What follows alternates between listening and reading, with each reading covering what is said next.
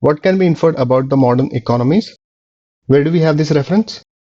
It is the third paragraph that refers to the modern economic life, and it says that Russia is in a state of transition away from the agricultural or medieval economy and towards the industrial and commercial economy, or a transition towards the modern economic life.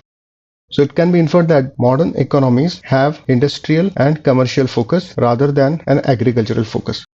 We need an answer choice on similar lines. Let's look at the answer choices. Answer choice A, agriculture is not the prime sector in modern economies. Yes, this is what is implied in the third paragraph, because it says that Russia's transition is away from agricultural economy and towards a modern economic life. So it can be inferred that a modern economic life does not have an agricultural focus, as suggested in this answer choice. A good answer choice. Let's keep this on hold. Answer choice B, the modern economy has no middle class. The third paragraph discusses Russia's transition into a modern economic life and says that in this transition, the Russian middle class has increased in number. So it can be inferred that modern economy has some middle class. So it is incorrect to state that modern economy has no middle class. Also, please note that the idea of no middle class is extreme in nature. You need to be aware of such answer choices on the GMAT. So let's eliminate this answer choice. Answer choice C, integration of the village community. In the context of Russia's transition into a modern economy, the passage suggests gradual dissolution or weakening of the village community. So it is incorrect to state that the village community is experiencing integration.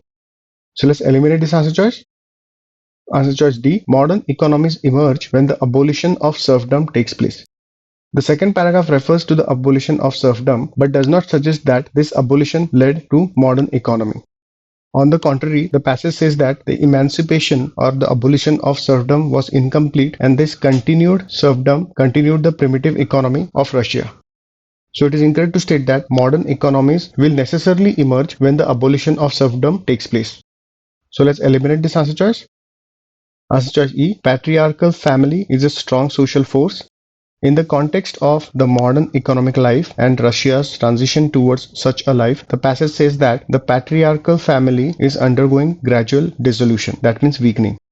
So it is incorrect to state that the patriarchal family is a strong social force in modern economies. So this answer choice can be eliminated. A is the correct answer choice.